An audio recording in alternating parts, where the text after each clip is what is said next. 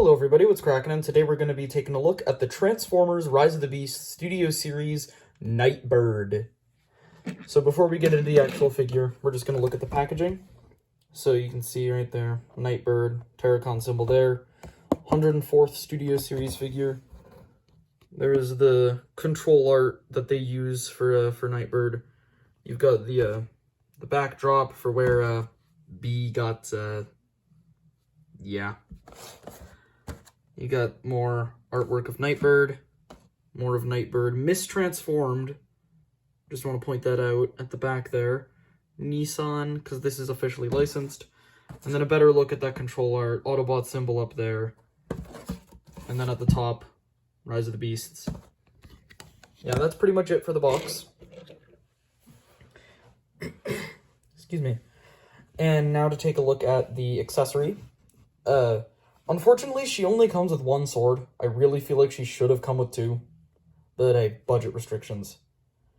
But yeah, it is a very nice sword. You got like the black paint on the blade to separate it from the hilt. It looks really nice. And then here is NIGHTBIRD in her, I believe this is a Nissan GTR R33. I believe that's the exact car model. So, in short, here she is in her car mode. So let's look at all the details for, actually, let's just zoom in real good up there. So you can see there's a Terracon symbol painted purple at the front there. You get these gorgeous, gorgeous purple rims. They look so nice. Painted tail lights. You can see GTR at the back there. Nice clear windows. Nice bronze-ish trim around the side there. I think that looks really nice. Then, you know, underside you just got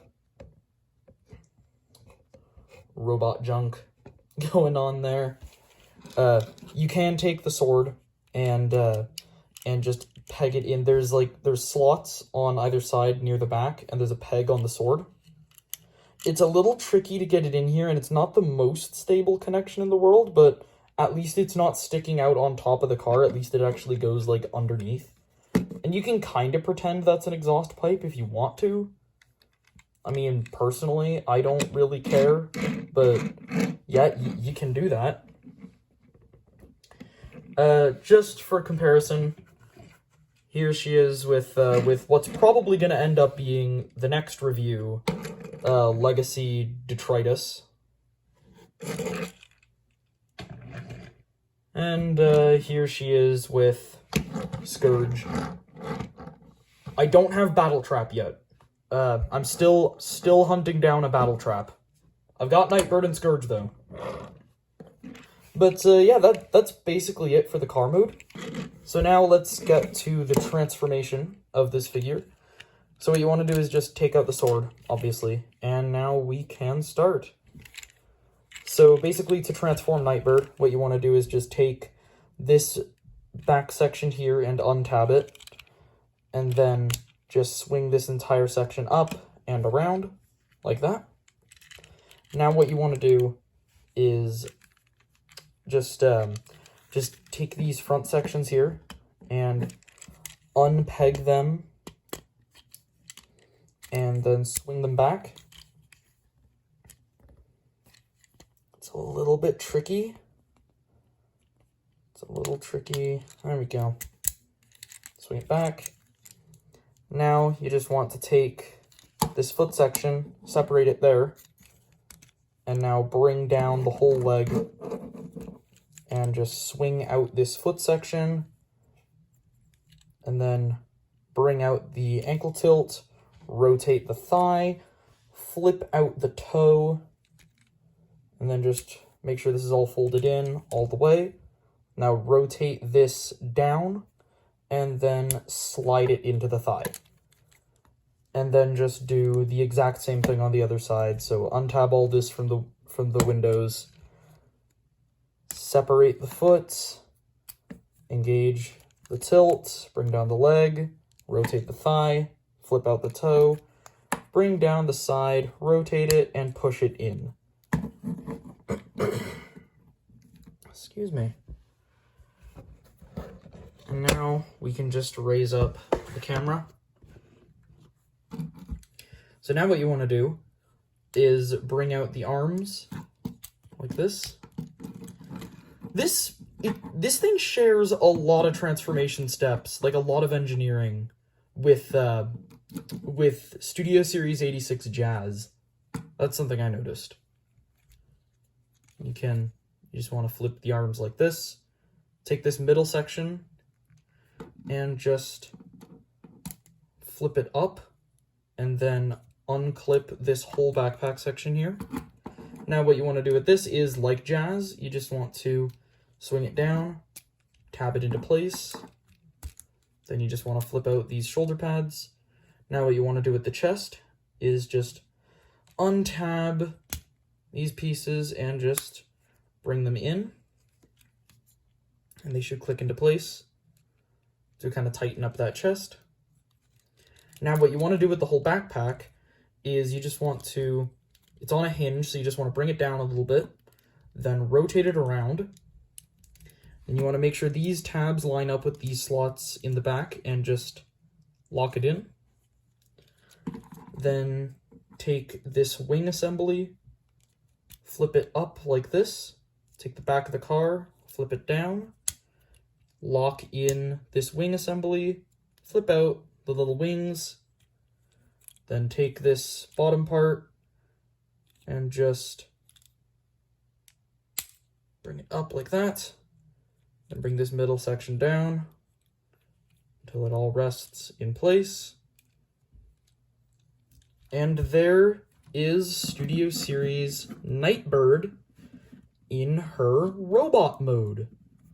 And this is a very, very nice robot. I really do like this robot mode. I think there's a lot of really nice details on it. Let's actually just look at those. So we're gonna get in real close on that head because I really like the head sculpt. It's very accurate to the film. You got the clear purple part on top of the head. Very Conehead-esque, very G1 NIGHTBIRD-esque as well. She's got the yellow eyes picked out in paint in there. You can kind of make out her beak. You got the boobs, essentially. You got the nice feather-looking coat.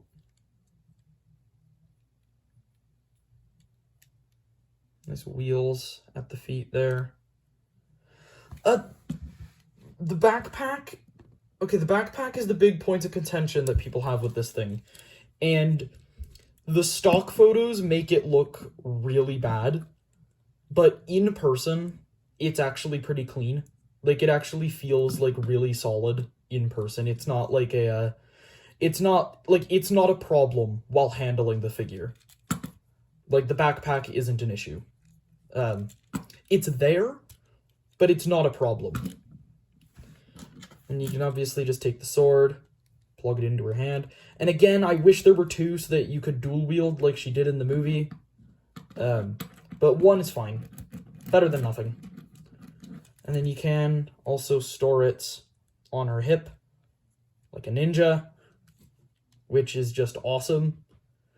And as an unintentional feature, because of the transformation, you can split the chest apart once again to recreate how it opened a little bit when Bumblebee was kicking her ass.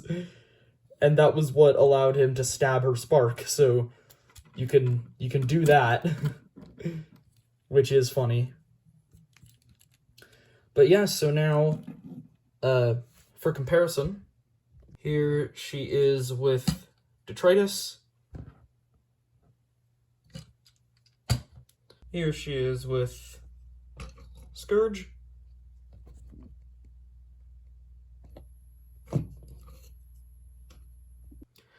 So, for Poseability, her head's on a ball joint, very expressive ball joints.